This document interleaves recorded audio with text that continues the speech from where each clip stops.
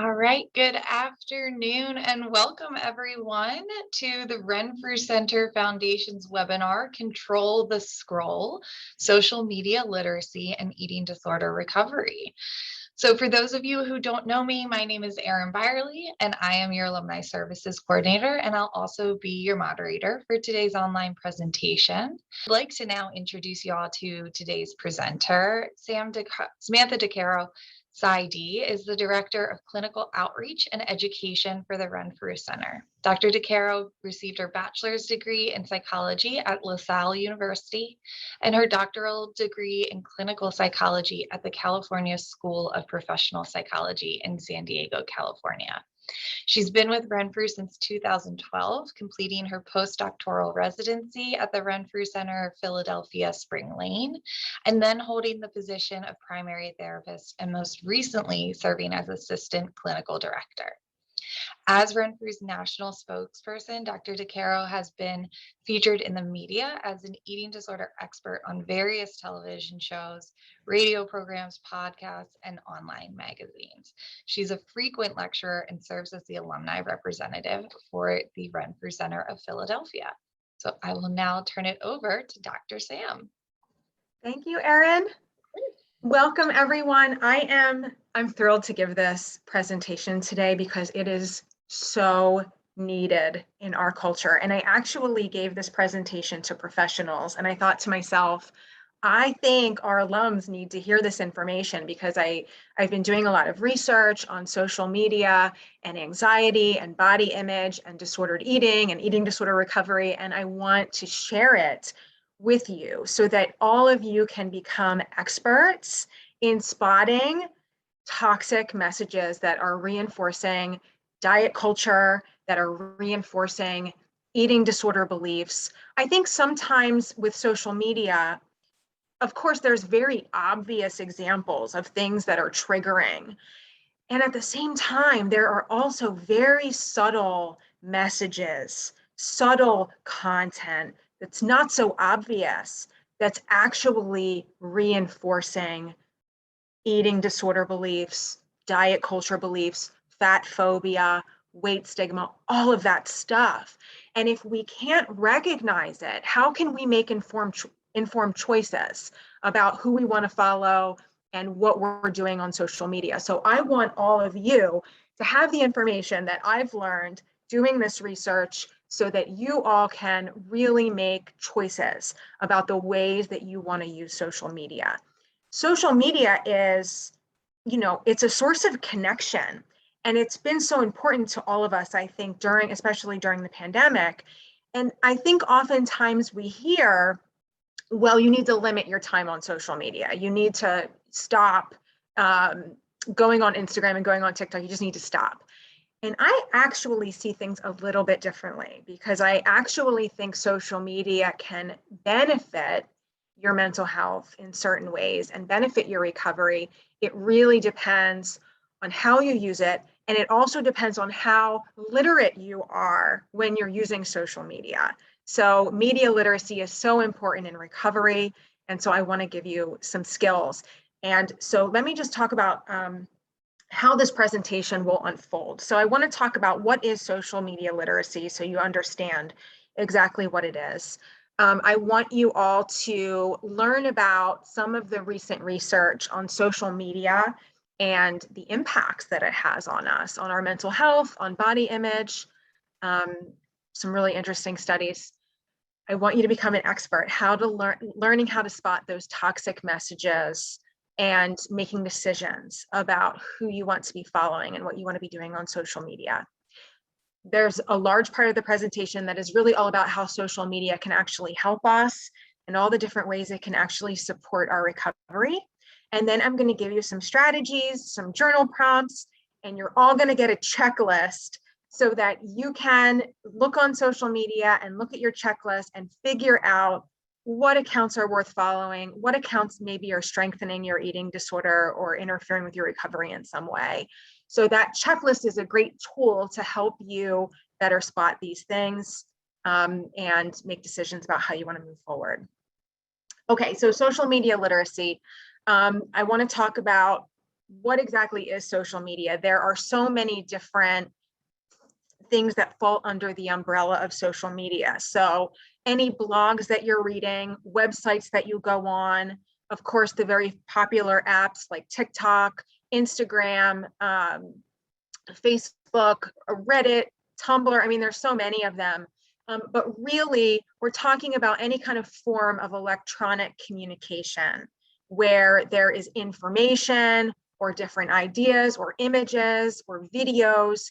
Really, we're talking about things online that you are consuming.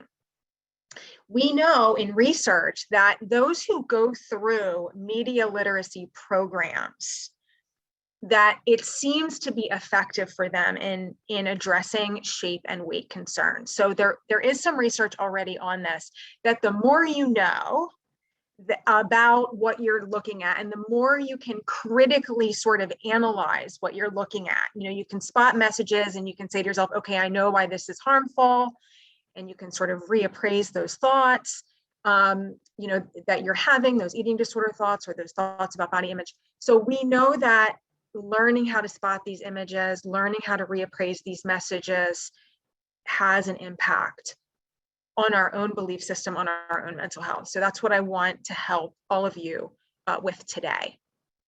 So the research that I've come across, the disadvantages of social media, especially images that promote the thin ideal. And I think this probably applies to really any image that tells you that it's the ideal, whatever shape, size, measurements, whatever it may be. But what we know about the thin ideal is that the research consistently shows that looking at these types of images conjures up distressing feelings, anxiety, shape and weight concerns. It can heighten urges to use eating disorder behaviors. It promotes comparison and competition, especially with your peers. So it's not just about celebrities that you follow. And I'll talk a little more about that, because actually we're more likely to compare ourselves with people we know. So I think sometimes we focus too much on, oh, this actress or this actor, or this influencer, or what have you. But actually, we are more likely to be focused on people that we think are similar to ourselves. That's actually when we're in the danger territory of comparisons. So there are a lot of disadvantages to using social media, especially when the time on social media is used to look at images of what is quote unquote society's ideal. Okay, so I wanted to also talk about social filtering. So as you probably know, your behavior on social media, the choices that you make, how long you're watching a video, whether or not you're liking, sharing, commenting on videos or images, all of that will feed the algorithm of the site. So whether it's TikTok, Instagram, no one really understands exactly what the algorithms are, but some of the social media experts believe that watch time, people you follow, what you're commenting on, what you're liking, is all going to inform the algorithm and produce more of that content for you. So if you look at a triggering image and you share it or engage with it in some way, your algorithm is going to think that you want to see more of that. So be careful about the type of content that you want to make comments on. Be mindful of the content that you're watching the whole way through, because that is going to give information to your algorithm, and it will probably increase the likelihood that you'll see that type of content again. Okay, so more studies about the impact of social media. There were consistent links between social media use and body dissatisfaction, urges to intentionally pursue weight loss, disordered eating, eating concerns, shape concerns, anxiety, depression. So I think also this does depend on, again, how you're using social media. However, there seem to be links between these things and social media use. One of the questions that's come up, a lot of the criticism that's come up about these studies is that, okay, well, are these people already struggling with these things? And then we see their social media use sort of reflect that, or does it work the other way around, right? So what came first, the chicken or the egg? So that question was very interesting. And so some researchers actually took on that question, and they tried to study, okay, let's look at, what happens right after someone uses social media. And let's take a look at some of that. And what we consistently find is that there are certain things that will impact your mental health, your urges, your mood, your body image. So to give you some examples, there is also links between untagging photos of yourself, if you're constantly updating your own profile picture. But what was most interesting to me was that those who edit their own photos, so if you are editing or reshaping your photo in some way and then posting it, right after that, what we're seeing are immediate increases in anxiety and also concerns about appearance, shape, and weight concerns. So very interesting that even the act of editing your photo, even if you don't do anything with it, the act of editing the photo can have a negative impact on you. And there's some theories around why this is. It could be because the act of editing a photo requires you to decide where your flaws are. And you're spending more time adjusting your flaws and focusing on what you think your flaws are. But actually what we see is that editing and posting seems to have the most harmful effect, at least according to this study. So we saw increases in eating disorder risk, anxiety, body and shape concerns with editing. What was also interesting, I'll go back to the study for 1 second. What was also very interesting about this study was that there was no evidence in this study that posting an edited photo resulted in more engagement with that photo. So a lot of people edit their photos because there's this belief that they're going to get more likes, more comments, more views. And actually, this study did not find that to be true. So if you have that belief, it's worth challenging. That perhaps maybe try to post an unedited photo, and you might see that the engagement won't change and it won't have a harmful effect on you. So I wanted to share that with you. I thought that was really interesting, and I wanted all of you to know that. Okay, so let's learn how to spot toxic messages. Of course, image manipulation is present in so many photos and images and videos. A lot of the editing features are built right into the app. So you sort of have to even pass through that gate before you can even post something. So another interesting thing that I discovered when I was doing some research on this is that most people, although they can pretty easily know if something has a filter, or they know something is sort of the colors adjusted in some way, or maybe airbrushed in some way, but it was a lot harder for them to know when someone's body was reshaped. And actually, there were people in the study who described the photo as very realistic, and they thought that the image was not manipulated. So just be aware that there are many images out there that are probably reshaped in some way, and we just might not be able to spot it. Keep that in mind. So of course, we want to keep an eye out for that. There are messages, I think, that are rooted in diet culture, rooted in fat phobia, that your body can change easily, effortlessly, and very quickly. You're going to start seeing this now. It's because once you see it, you can't unsee it, right?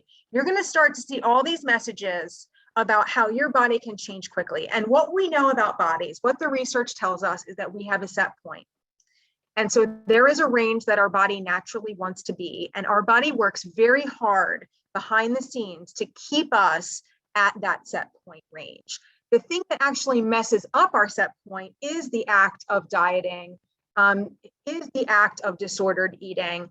Those are the things that can sort of impact our set point, but our body is working very hard without us even knowing it adjusting the rate at which we're burning energy, adjusting our hunger cues to increase the chances that we can stay within the set point that we've always biologically that we're meant to be at.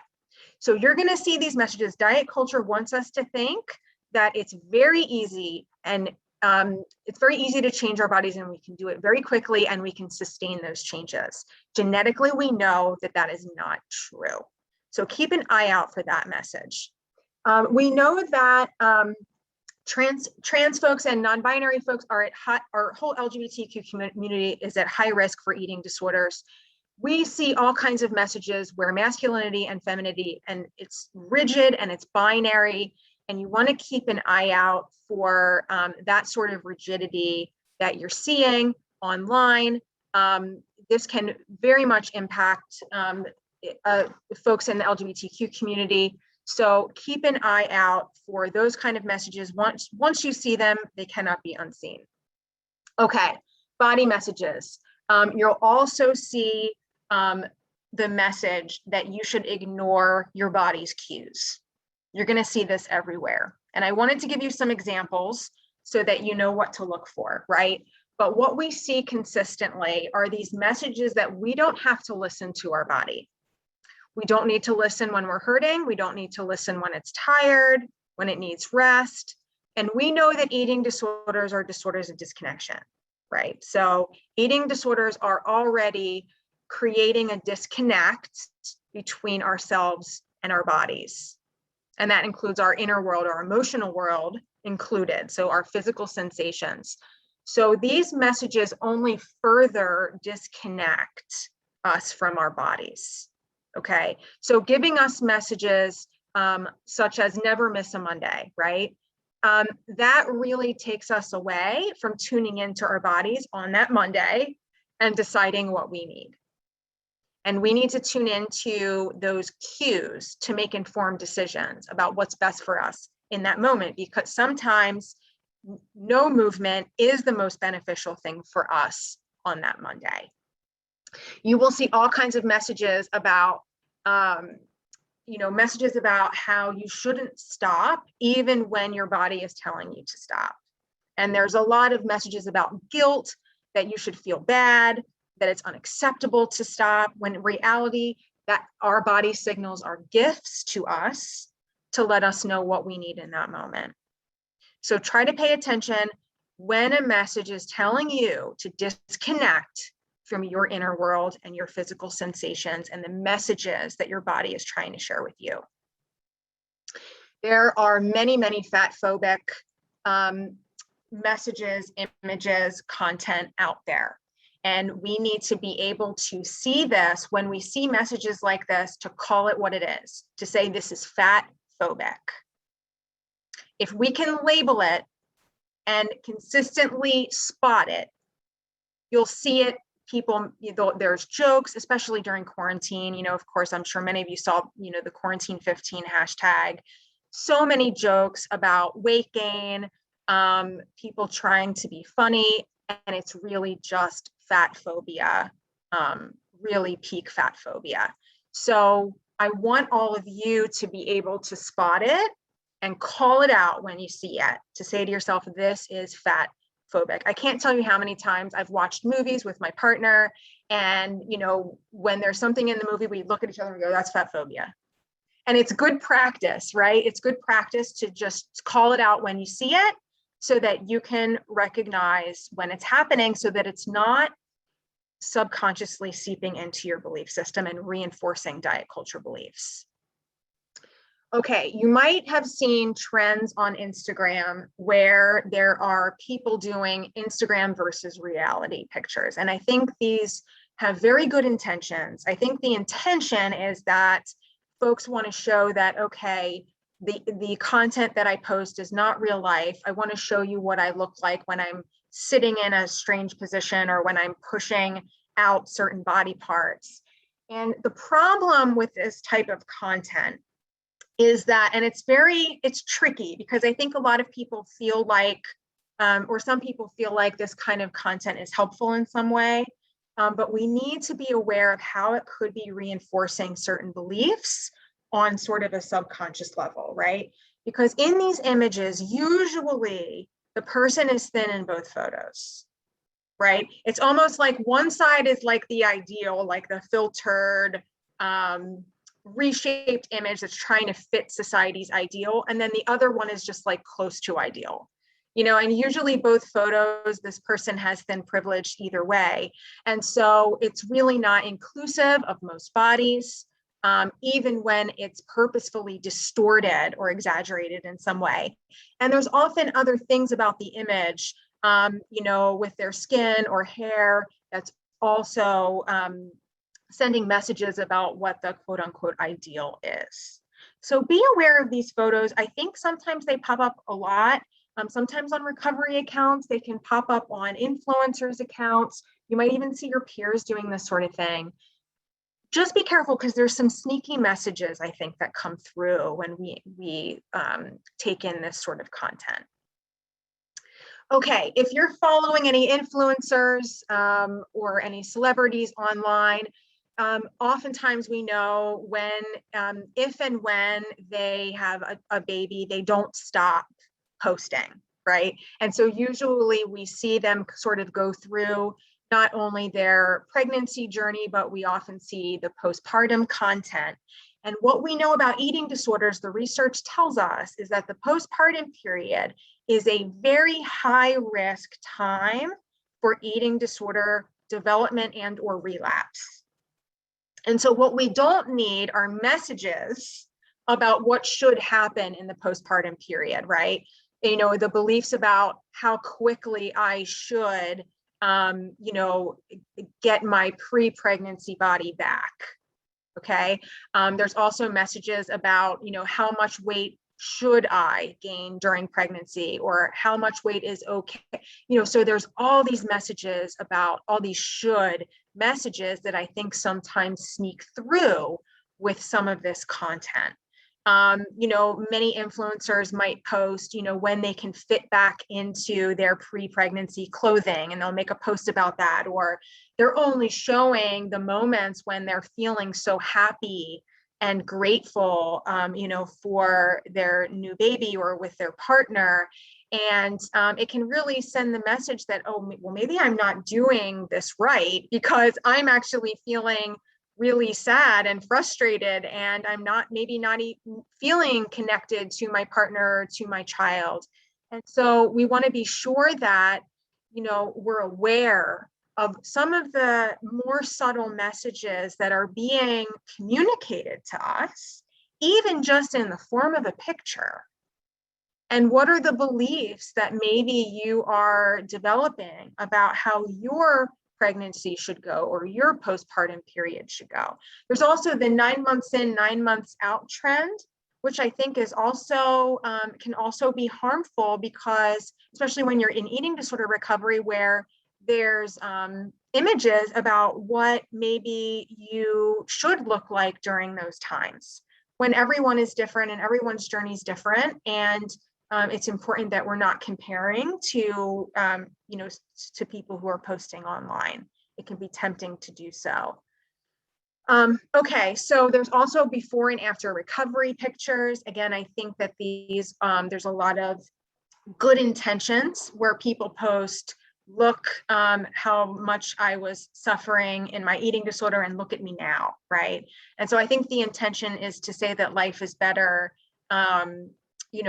in recovery, regardless of any kind of change in weight or appearance. However, these before and after pictures still send the message that eating disorders can just with one image can communicate that eating disorders are really about, weight and shape, and that it just reinforces that message that the eating disorder can be assessed by how someone looks in an image. They look happy in this image and not happy in this one, and or they weigh this amount in this picture and weigh another amount in this. And so it just sort of reduces eating disorders to appearance, weight, and shape. And so we want to be sure that we remember that all recovery journeys are different. any kind of change in weight, shape, or appearance. Everyone's journey is different. And those before photos and even the after photos can be triggering to those in recovery because their journey might not look that way. And it doesn't make their recovery journey any less valid or less successful. It's just that, these images can trick us into thinking that recovery should look a certain way. Oftentimes the after picture is not even representative of most bodies. And so it can be harmful to think that there's some kind of expectation of how you will look in your eating disorder recovery when everyone's different. Okay, before and after weight loss pictures, I think are one of the more obvious harmful and triggering content out there on social media. So just be aware that not only the image is triggering, but also if you're looking at how many likes this image is getting, or you're looking at the comments and all the different people who might be praising this person, that has an impact on us too. And so we want to be aware that it's not only these posts that might be harmful to us, but all of the things associated with this post. And to be mindful of that, and to be mindful of who you're following on social media that might be posting this type of content. It is okay to unfollow, hide, or mute people. It's okay. It's important that you're prioritizing your well-being and your recovery, and sometimes that's what's necessary for you to have a healthy experience on social media. Okay, some of my clients I've worked with, and I think many people online who are on social media say, okay, well, I really like social media because I really enjoy the fashion and I enjoy keeping up with trends and that sort of thing.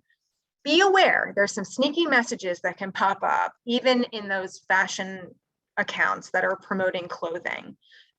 They, instead of saying true to size, because that information can be helpful when you're wanting to buy something, they might say what size they're wearing, and it's completely unnecessary for them to say what size they're wearing. So be aware if there's certain influencers you're following who are saying these things, this could be sneaking in on some level and your eating disorder is listening, right? So, if they say things like, oh, I love this dress because it's so flattering. Well, what does that really mean? Does that mean that they love it because it makes them look thinner or makes them look smaller in certain areas or bigger in other areas? How is that reinforcing diet culture's messages? So pay attention to the content, the wording that maybe this person is using, because it might be impacting us on some level and we might not even realize it.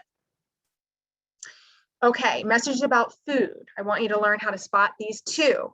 What I eat in a day posts can be extremely harmful, especially in eating disorder recovery. You'll see cheat meal content, all kinds of, there's so much diet culture content that's out there. I just want you all to be able to recognize it and call it what it is, but also understand how it can be harmful even in a subtle way. So I'll talk a little bit more about what I eat in a day videos. We see these all the time. They pop up from people who are unqualified. They're not dietitians. They just get requests from their audience to post what they eat in a day. I think the belief for their audience is that, okay, if I can just eat like you, then I'll look like you. And I think that's sort of the distorted belief that pops up, when in reality, even if we eat the exact same way as someone and exercise the exact same way as someone, we will most likely have a completely different outcome, because we are all genetically different and genetically unique. So there's this rigid belief about, I think also with these what I eat in a day posts, is there can be very rigid beliefs about what portion sizes should look like, what food is safe or good, or what food should be avoided. And it really doesn't promote the idea that all foods fit. Oftentimes, when I've looked at these what I eat in a day videos, when I was doing all of this research on it, what I was seeing is that oftentimes these folks were eating the same types of food over and over again. And it wasn't a variety of food. So it also requires you to disconnect from your own preferences, the foods that are satisfying to you, the foods that give you pleasure. Again, these videos require you to completely disconnect from your inner world. So if we're following someone's meal plan, we have to completely ignore our own cues, our own, thoughts, beliefs, and physical sensations.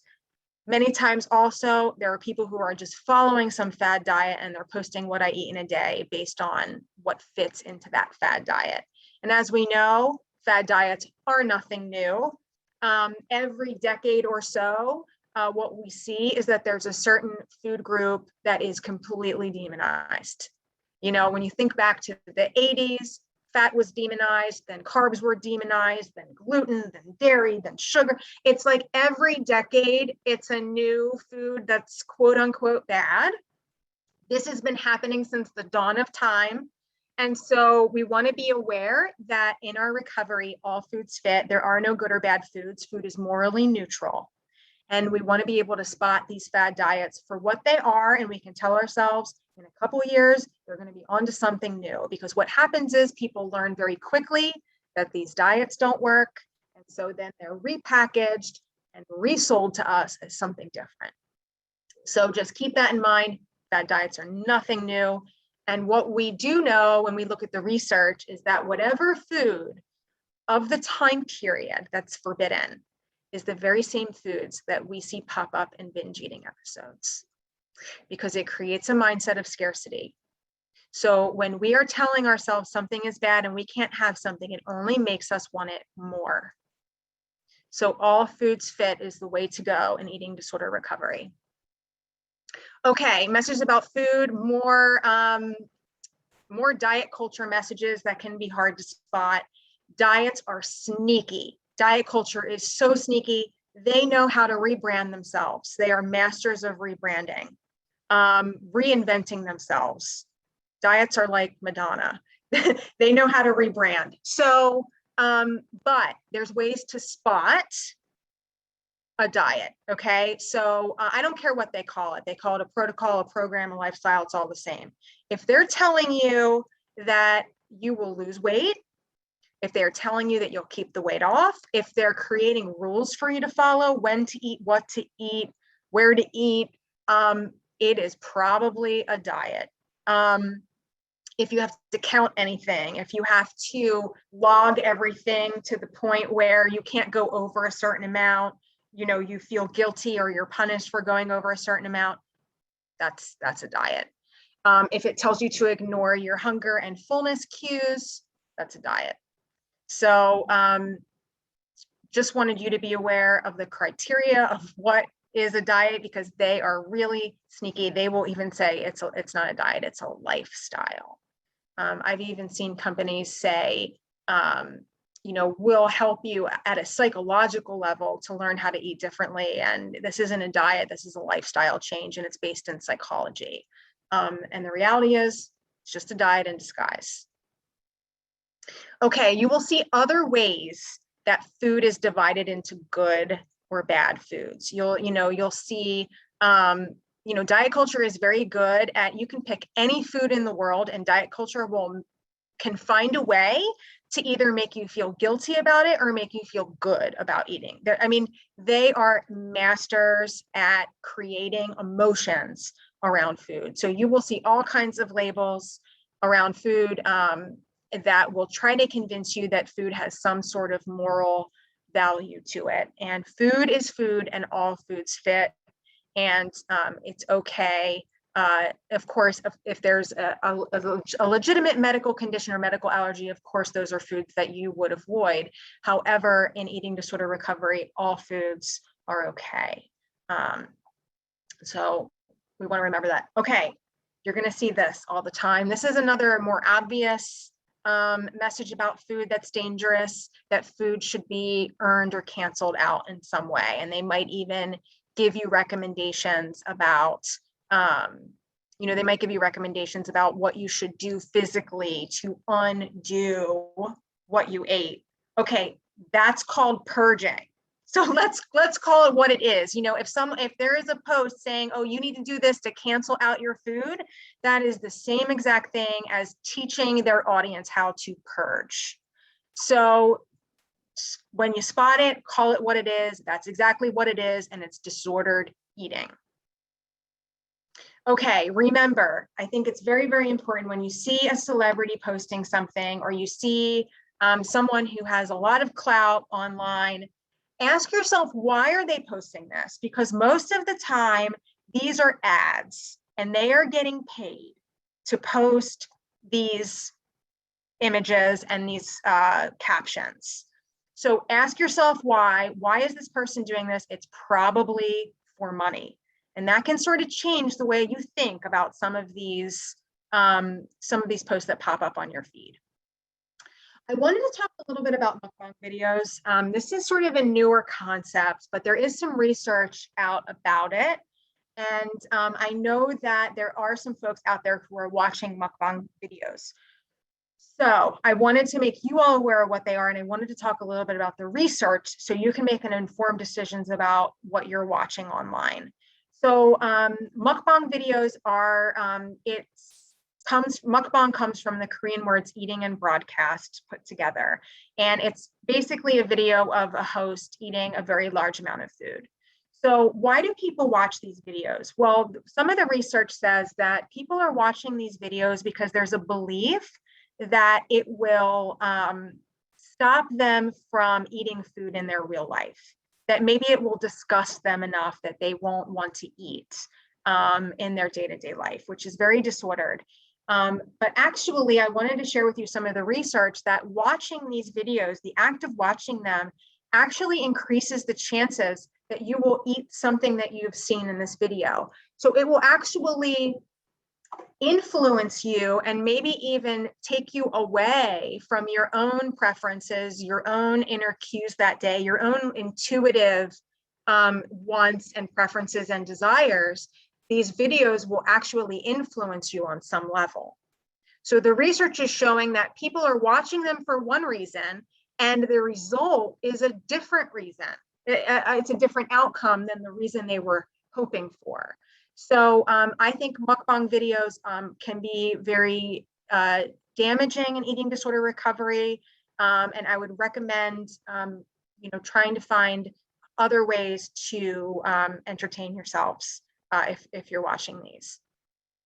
So social media can also be very distressing because, of course, there might be cyberbullying online, hurtful DMs, hurtful comments. Even the likes, views, and shares that you see on other posts can be hurtful. Be aware and mindful of when these things are popping up for you. Be mindful of when you notice maybe you're comparing yourself or comparing what you're eating to your friends or to people online. All of these things can be harmful to you, to your mental health, and to your recovery. Okay, so social media, it's not all bad, right? So I talked about earlier how social media can actually support your recovery in a variety of ways. There are lots of therapists online, dietitians online, eating disorder professionals online that are posting free educational content. They're busting myths, they're challenging diet culture, they're normalizing mental health and therapy. A lot of therapists are coming forward and saying that they deal with their own mental health struggles, and there's no shame in it. There's no shame in medication. There's no shame in going to therapy. And so there are a lot of professionals out there who are really helping break down the stigma, and they're sharing free resources. They're sharing all kinds of hotlines and different, support groups. So that is one way that social media can be really helpful. There are certain hashtags that I'll show you right here, even hashtag diet culture dropout or diet culture lies. Different hashtags will take you to those professionals. ED Warriors and ED Warrior, I think, are two great hashtags that will take you usually to a lot of great content. You can even you can follow the hashtags eating disorder therapist or eating disorder dietitian, and those will hopefully lead you on a path towards helpful content. It can be a source of community and connection. Social media can also help expose you to many different body types, abilities, genders, ethnicities, races, ages, all, acne, scars, stretch marks, the things we don't see in mainstream media. We can actually make our feed diverse and help it reflect really what the world actually looks like, rather than what the media wants us to believe. So I really recommend trying to make your feed as diverse as possible, and that can also be a way to combat diet culture and fat phobia and other toxic messages. Also on social media, a lot of folks who are on their own recovery journey, they are posting and giving encouragement. They're telling really inspirational recovery stories, giving you hope, sharing the positive experiences that they've had at treatment centers. So there are a lot of different ways that social media can really help with motivation and inspiration. Lots of good self-care ideas, the hashtag self-care, or even hashtag self-care ideas or self-care tools will also take you to some really good content and help you consistently get the message that you should prioritize your self-care. The messages that consistently encourage you to take care of yourself, to set boundaries, to reach out for support. When we see these messages enough, eventually they start to really sink in and they start to stick. So I really want to encourage you to follow some of these hashtags, or some of these, there's whole accounts that are on self-care, because the more you're exposing yourself to these messages, the more it can help you rewrite those unhelpful beliefs that are maybe interfering with your willingness to take care of yourself. So lots of good journal prompts and ideas about how to engage in self-care, and also ideas about different activities that maybe you've never tried, that you want to give it a try, different hobbies, different relaxing activities that can inspire you to try something new. And social media is very funny. We know this. TikTok can be hilarious, and it really normalizes experiences that we have with mental health. And it reminds us that we're not alone, that we're not the only ones going through things. And it's okay to laugh about it and to connect with each other. It's relatable, and that can also be a really helpful way to cope with recovery and mental health struggles. Also, just the act of posting, whether you're dancing or drawing or doing graphic design or writing or blogging, these can all be really powerful ways to express yourself and, ways to cope. And so social media doesn't have to be passive.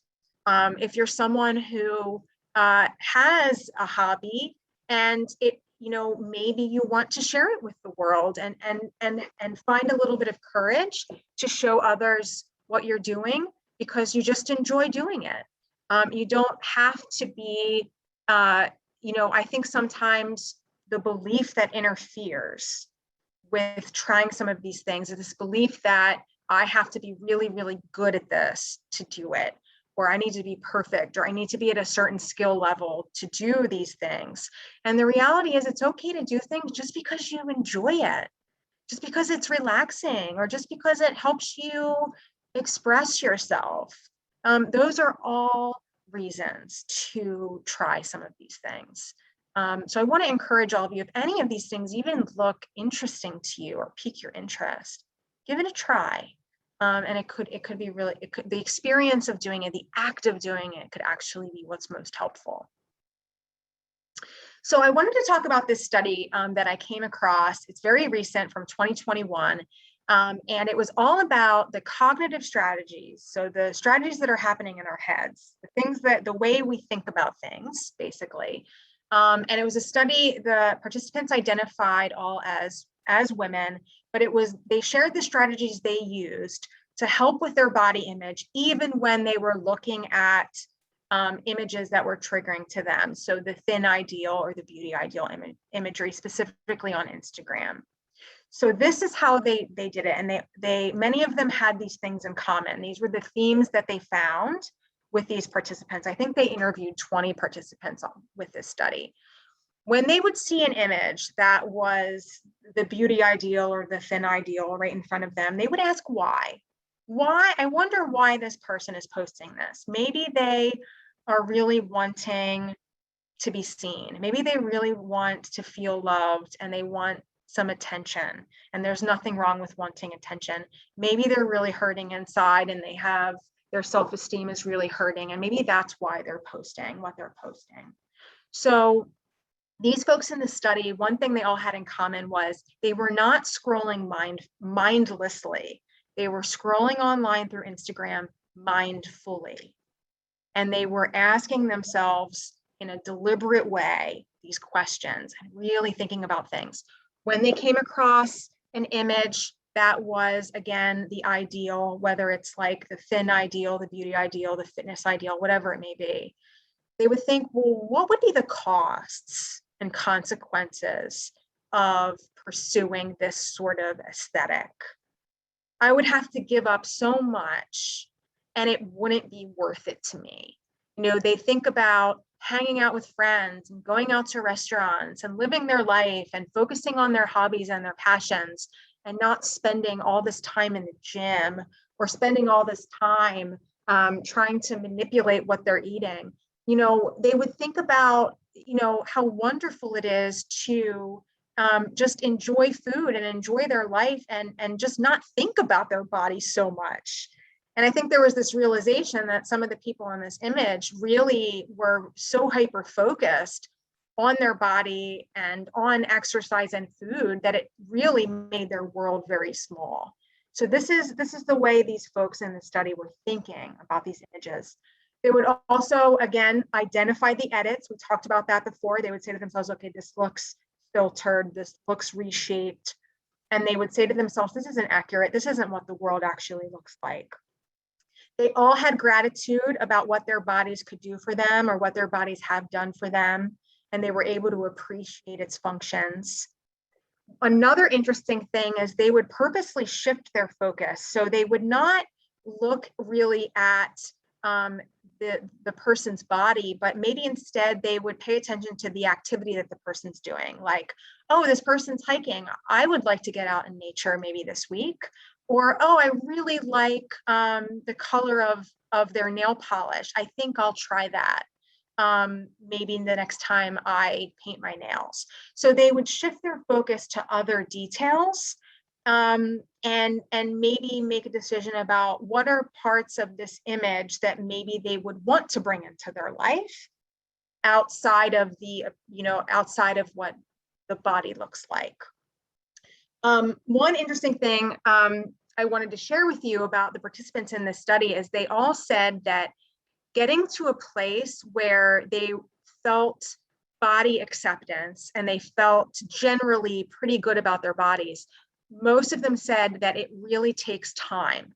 This wasn't something that they just were born with or that happened overnight. It was really a series of mindful interactions with the things that they were encountering in life. And it took time to identify their values and what's important to them. And so, body image isn't something that happens quickly. Body image is something, and body acceptance, body neutrality, or whatever it may be, happens over time and does take effort. And they were all able to really articulate that. They were also very clear about what their values are and what's really important to them in their lives. So mindfulness is a very important skill to use when you're on social media, to really allow that space to check in with yourself. What are you feeling in your body? What are the thoughts you're having? When you notice a thought, to take a look at it and maybe make a decision to reappraise it. notice the urges that come up and take that pause. Being able to really sit with something and make decisions about whether or not what you're engaging with in the moment is actually helpful to you. Is it helpful or is it harmful? And it requires practice. I think oftentimes we get on our phones and we're just scrolling, and we have to sort of stop and check in with ourselves about how the experience is feeling to us. So some alternative behaviors you can try. If you notice a company is really promoting diet culture, or there's fat phobic content, there's ways to advocate, and there's actions you can take in a direction that will maybe help chip away at some of this. Writing private messages to people to say, hey, I want to make you aware, and this is really unhelpful for people who are in eating disorder recovery. This was really hard for me to see. You can always unfollow, mute, hide stories, accounts. You have permission to do that. It's okay to do that. And what's most important is that you're taking care of yourself and you're honoring what you need at this point in time. You can also report harmful content anonymously. There are different features on TikTok, on Instagram, I believe, where you can report content if you really feel like it's harmful enough to people who are in eating disorder recovery, or just harmful to adolescents, or just people in general. That can all be reported so that hopefully that content gets taken down, or sometimes the entire account will get taken down if it's deemed to be harmful. Okay, so I wanted to share some journal prompts with you that maybe you can try, or maybe you can bring these questions in if you have a therapist or a dietitian. You can just think about them however you want to do it. But I wanted to give you some questions to think about. I don't know if maybe you want to take a picture of the screen or you want to save it in some way. But to think about, how does social media affect your body image? What role does social media play in maintaining your eating disorder cycle? Has social media ever been an immediate trigger to engaging in some behavior? And if so, what was the emotion and what was the behavior? Let's break it down and see what happened. In what ways does social media strengthen your eating disorder voice, and in which ways does it strengthen your recovery voice? I think those are two really good questions. And then to set some goals, some doable, concrete goals. What is one small step you could take this week or even today to have a healthier relationship with social media, or to create a social media feed that is beneficial to your mental health and to your recovery? So really creating steps that are concrete, that are doable, that you can do, and create a timeline for yourself. Like, I'd like to do this by the end of the day, or I'd like to try to do this by the end of the week. When you create a goal and then you create a timeline for that goal, it makes it more likely that you'll probably follow through with it. Okay, so we do have a few minutes for questions. And I wasn't able to see the chat box, so here's Erin. Got it. Yes. So one of the things, Dr. Sam, that we've got as a question is just kind of better ways to filter kind of what it is we're seeing. Somebody said, being in a larger body, they'll try the hashtags ED recovery or all bodies are good bodies, but still find it kind of hard to find people in larger bodies with those. So any thoughts on like how to start to filter that a little bit better? Oh my God, such a good question. Yes, unfortunately, there have been a lot of hashtags that have been completely hijacked by those within privilege. And so I think it's really about trying to find those who I think there's a hashtag fat activists, where you can actually find people who are truly the ones who started the movement of body positivity and fat activism. It can be really hard because I think the media, and there's so many folks who have hijacked these movements, and it's harder to find the people who are actually who actually created these movements.